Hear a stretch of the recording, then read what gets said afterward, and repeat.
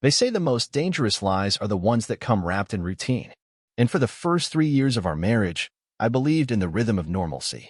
The grocery lists, the weekend plans, the good morning pecks on the cheek that tasted more like habit than hunger.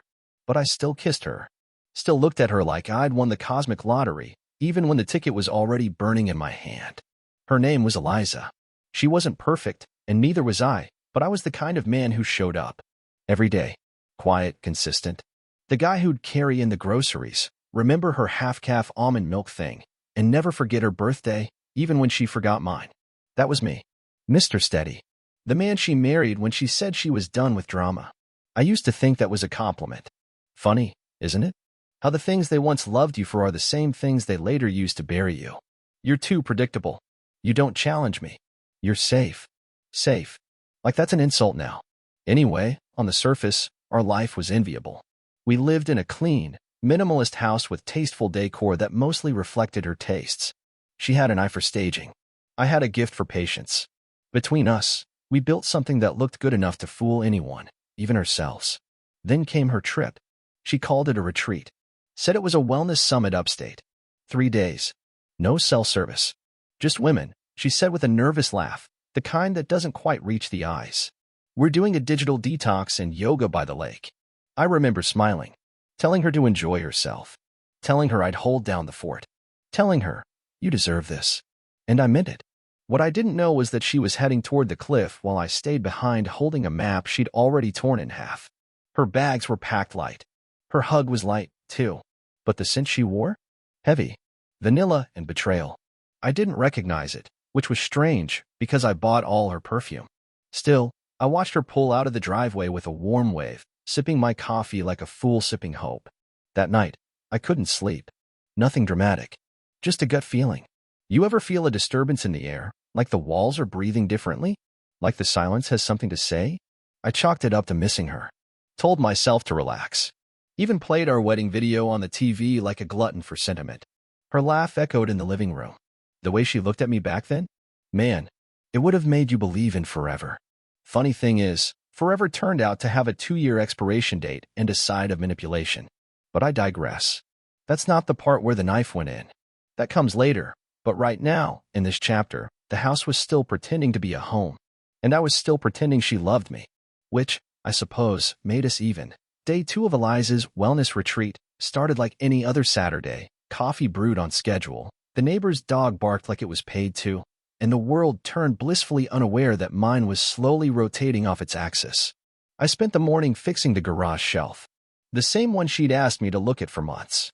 Funny how we tackle projects like that when we're alone. Like we're trying to prove we're still useful, even to ourselves. By afternoon, I was bored. No text. No call. Just silence and static. I reminded myself that she did say there'd be no signal. I believed her. Mostly. That night, I opened a bottle of red we'd been saving for our anniversary. Thought I'd get ahead of the nostalgia. One glass in, I saw her post. Yeah, turns out, no signal must be a brand new feature available only to me, because there she was, tagged in a friend's Instagram story. Somewhere with chandeliers, not pine trees. A wine bar, not a lake. Her hair done up. Her phone very much in service. And sitting across from her, the corner of a suit jacket and a man's elbow. Not a yoga mat in sight. I didn't jump to conclusions. I'm not wired that way. But my heartbeat? Oh, it had opinions. I sent her a message. Hey, everything okay? Just checking in. Simple. Non-accusatory. No response. Then I tried something I hadn't done in a while. I called. She picked up on the third ring, breathless. Hey, she said, a little too chipper. Everything okay? I could ask you the same, I said, trying not to sound like the engine of my trust had just backfired. Oh, I'm just heading to bed, she lied. There was laughter in the background. Male laughter. She flinched, just barely, but the camera hadn't turned off yet. Because in her rush to take the call, she forgot to disable video. And that's when I saw it. The hotel room. Not some cozy little cabin with macrame dream catchers and sage sticks. No, this was sleek, high-end, and definitely meant for two. Then, and this is the part I'll never forget, I saw him. In the mirror behind her. Shirtless. Holding a glass. He didn't even flinch. He just looked at the screen, raised his glass like a toast, and smirked. Like he knew exactly who I was. Like this was all part of some twisted gift basket. I didn't blink, didn't shout, didn't ask questions. I just smiled. And I said, "Thank you. This shot's enough for me." Then I ended the call. My hand was steady. My pulse was not. And just like that, the gut feeling I'd been nursing turned into a fact I could grip with both hands. She wasn't mine. And now, she wasn't getting away clean. I sat there for maybe 5 minutes after the call ended. Just still. Like the air around me had thickened into syrup. Like the silence was waiting to see if I'd crack. But I didn't. Not yet. The glass of wine was still in my hand. I took a sip. It tasted different now, metallic. Like betrayal had a flavor, and I'd finally developed the palate for it. I got up, walked to the kitchen, and poured the rest of the bottle down the sink. Let it swirl away like the life I thought we had. Then I opened my laptop. Not to look at her social media. No, I didn't need more evidence. I had something better, a memory. You see, she wasn't just careless. She was arrogant. And arrogance leaves trails. 6 months ago, she signed into her email on my laptop, just for a second. Swore she logged out. She didn't.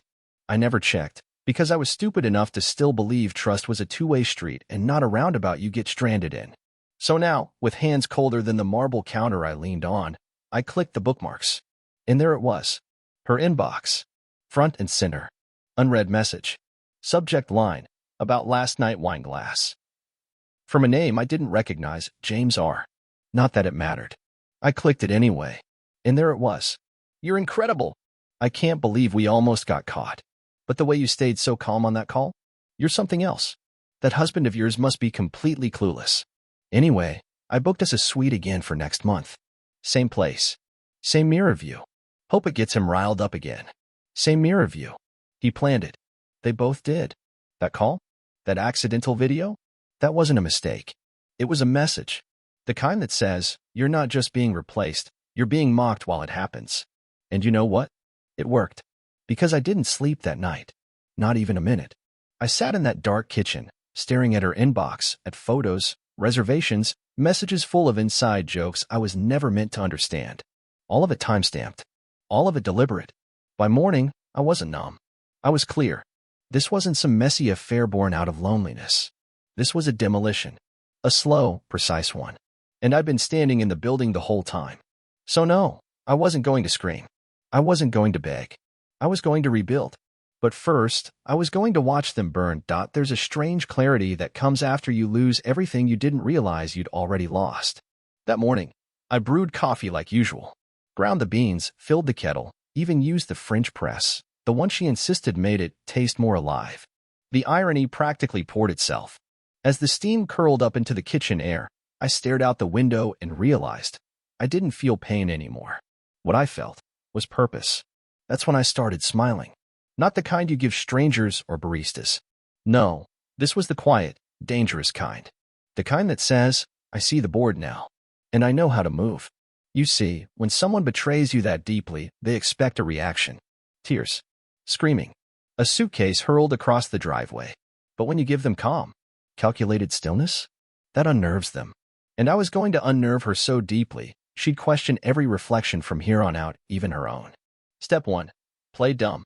She came home 2 days later, breezing through the front door like a woman returning from a spa, not a paid hotel rendezvous with her side project. Her hair curled, her suitcase rolling smoothly behind her, her voice syrupy. "Hi, baby," she called out, like nothing had happened. I didn't move. I was at the dining table, reading. The same page for over an hour. She leaned over, gave me a kiss on the cheek. I didn't flinch. That seemed to bother her more than if I had. "How was your weekend?" I asked, keeping my eyes on the book. My voice was level, devoid of curiosity. She blinked. "Relaxing. You know, yoga, journaling, the usual." She smiled, tight and practiced. I nodded. "That's good." That's all I said. Then turned the page. You should have seen her.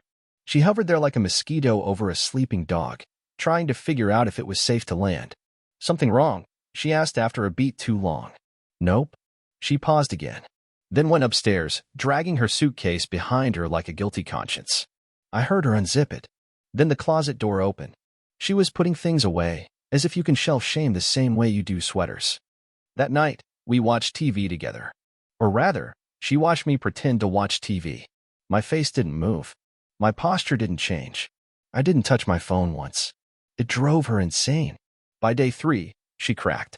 We were eating dinner, salmon, wild rice, the kind of meal that used to feel like home. She set her fork down, hard. Okay, seriously, what's going on with you? I looked up, calm as a priest at confession. What do you mean? You've been acting weird. I tilted my head. Weird how? Cold. Distant. It's like you don't even care. That was my cue. I smiled. I don't. Her face paled. Eliza, I said, you walked back into this house like nothing happened.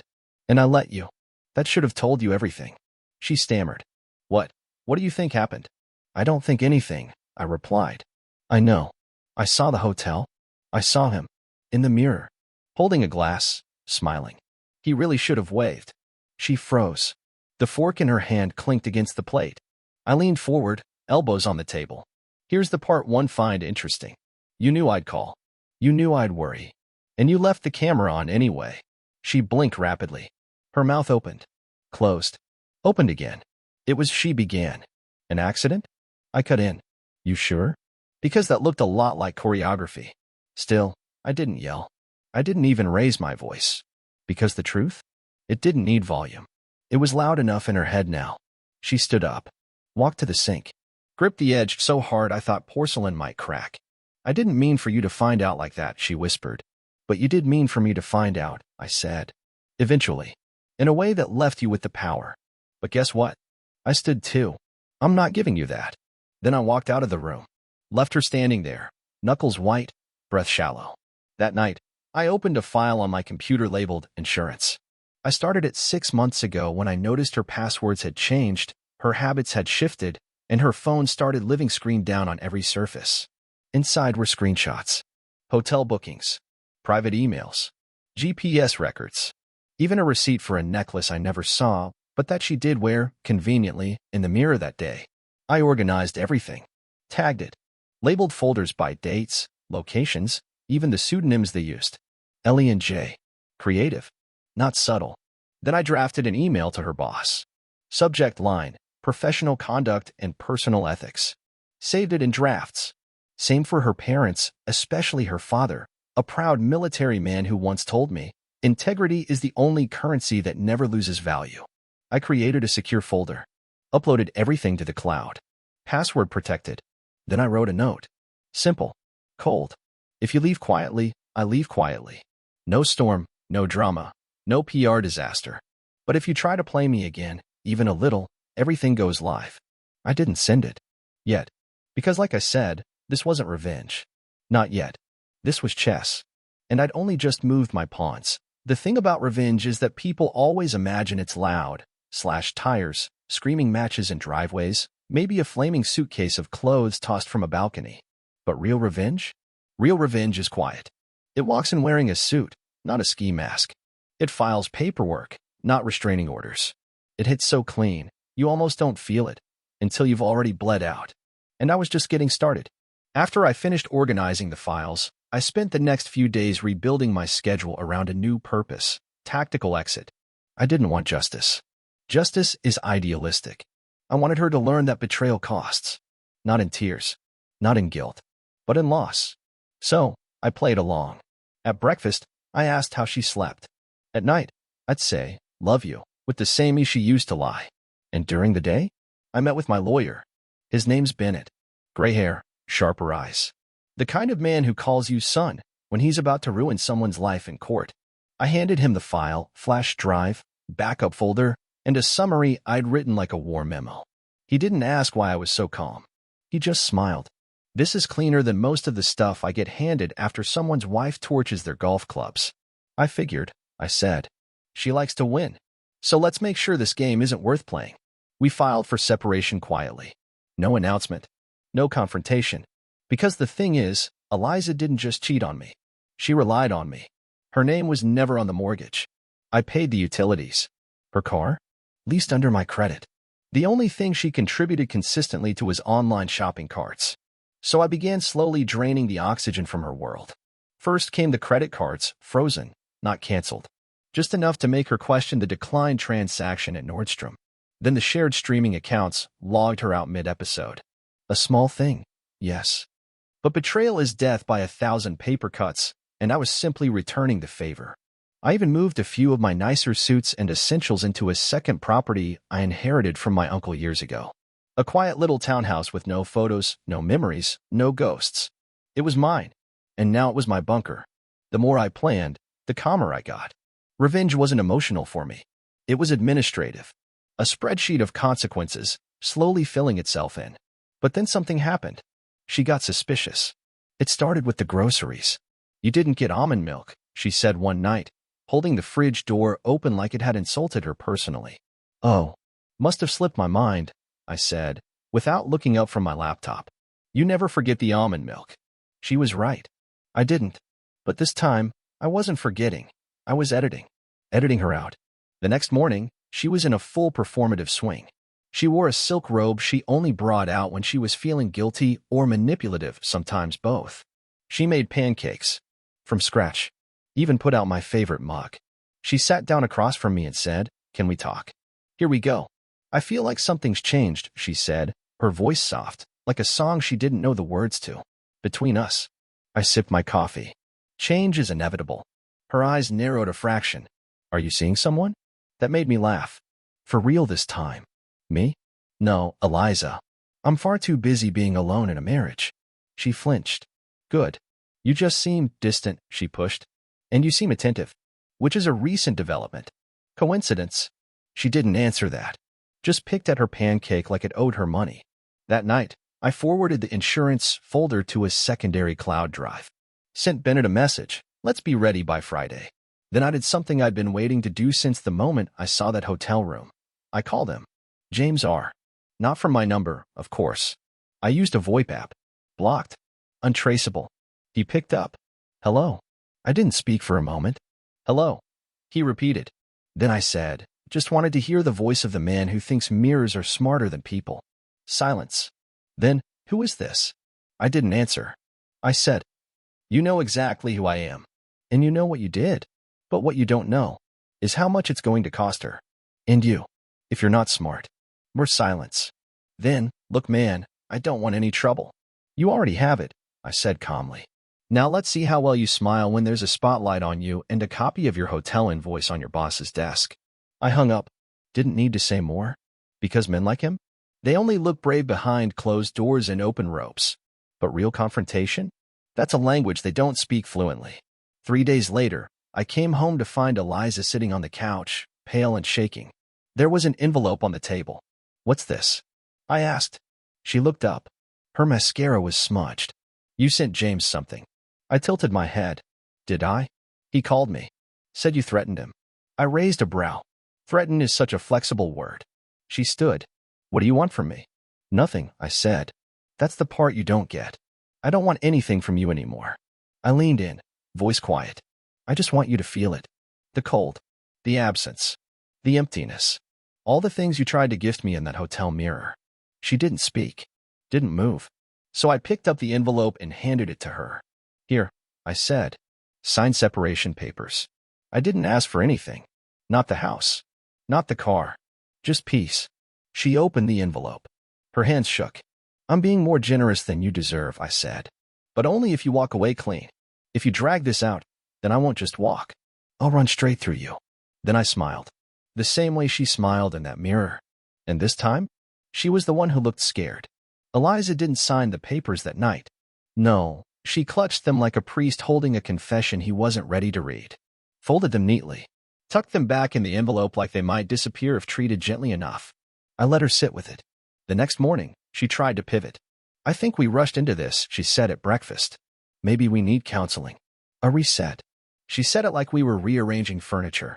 Like the foundation hadn't already collapsed and the termites weren't still actively chewing. I didn't answer.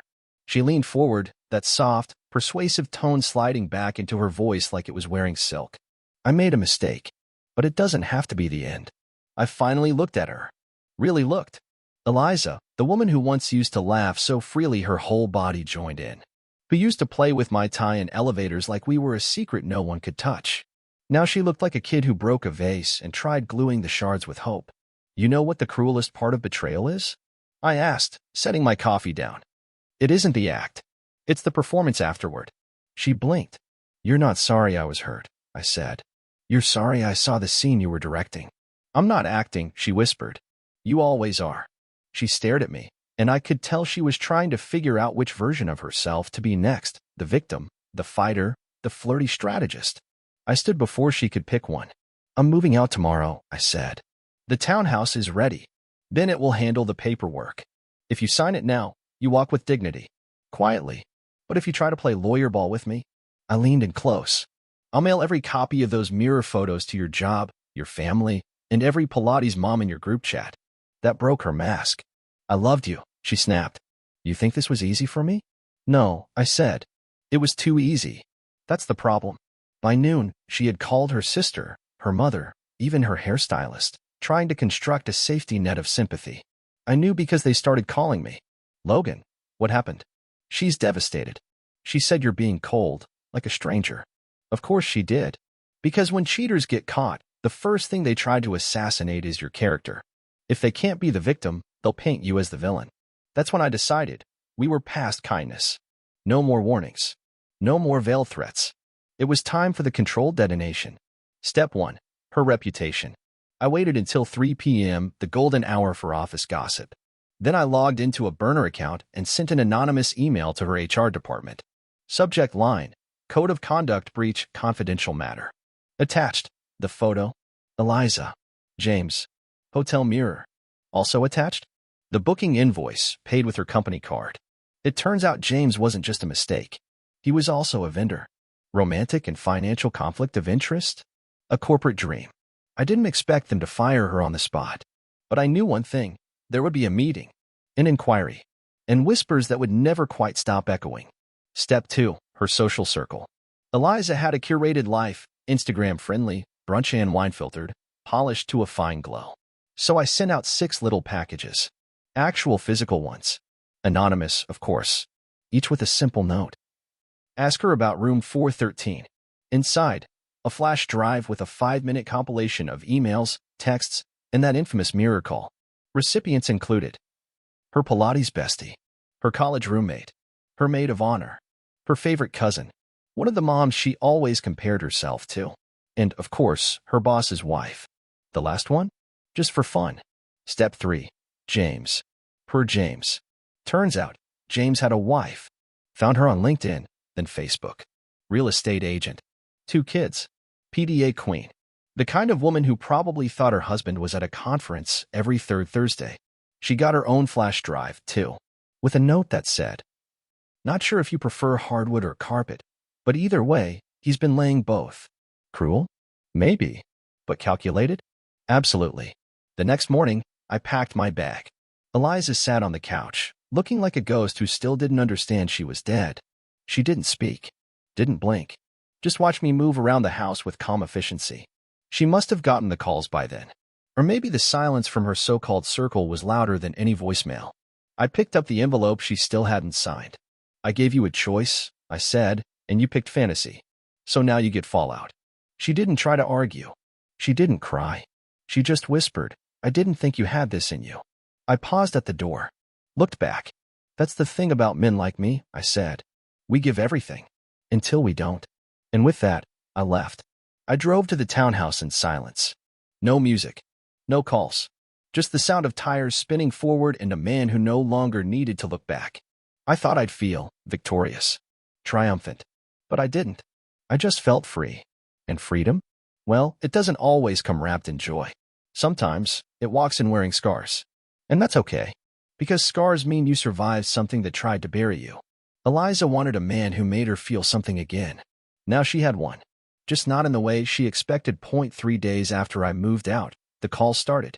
First from her, then from him. Eliza left me voicemails that started angry, then turned desperate. "You've ruined everything." Then, "Please, I need to talk." Then finally, "I messed up." "I know, but you didn't have to destroy my life." Funny, I didn't destroy her life. I just unmasked it. Then came James. His message? One long exhale of fake calm. "Look, man, I don't know what you think you're doing, but we can fix this. Just take down the posts. You proved your point. Don't drag this out."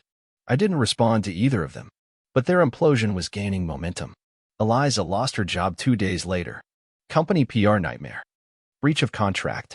Misuse of funds. Suddenly, her calendar was empty and her inbox full of silence. James's wife? Filed for divorce. Took the kids and half his assets. Posted a family photo online with the caption, "Some lies deserve sunlight." And Eliza's circle? Ghost town. Her Pilates group blocked her. Her cousin posted a cryptic story about betrayal. Even her hairstylist stopped replying to her texts. People don't rally around wreckage they didn't see coming, they step over it. And for once, she was the one bleeding in public. It was a Thursday evening when I heard the knock on my townhouse door. I opened it slowly, expecting maybe a package. It was her. No makeup. No curated smile. Just Eliza, shoulders hunched, face raw. "I didn't know where else to go," she said. I leaned against the doorframe. "You found your way here just fine." She looked around like she was hoping someone would pull her away. When no one did, she met my eyes. "You win," she said. "Is that what you wanted to hear?" "No," I said. "What I wanted was honesty. Months ago. But you don't give that. You weaponize it after the damage is done." She wiped her eyes. "Everyone's gone. My job. My friends. James won't even pick up the phone." I didn't reply. There was nothing to say that wouldn't sound like a victory lap. And I wasn't interested in celebrating what she'd burned. "You said once I was your whole world," she whispered. "You were," I said. "But you lit a match in the middle of it. Now it's ashes. And I've moved on." Her lip trembled. "You'll never find someone who loved you like I did." I gave a sad little smile. "I hope not." Then I closed the door. And locked it. The months that followed weren't easy. Revenge is satisfying, but it doesn't heal you. Not entirely. You still have to do the heavy lifting. The self-audits. The lonely weekends. The unlearning of who you thought you were. But what I had now was clarity. And peace. And peace is priceless. I went back to the gym. I saw friends I hadn't made time for in years. I reconnected with my brother. I even adopted a rescue dog, a mutt named Baxter with trust issues and a bark worse than his bite. Fitting. Most importantly, I forgave myself. Because for a while, I thought I was the fool. The boring guy. The predictable man who didn't make her feel something. But that's the narrative cheaters sell themselves. That their betrayal was somehow inspired by your lack. The truth? She made a choice. One that had nothing to do with what I lacked, and everything to do with what she was never willing to give. And when someone treats your loyalty like a weakness, the strongest thing you can do is walk away without begging them to notice what they lost. 1 year later, I received a letter in the mail. Handwritten. Unfamiliar script. No return address.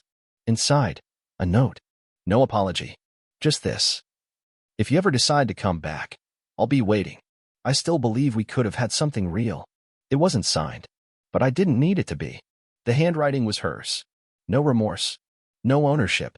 Just the same soft manipulation dressed up as sincerity. I fed the letter through the shredder. Watched it disappear inch by inch. That was the last page of that chapter.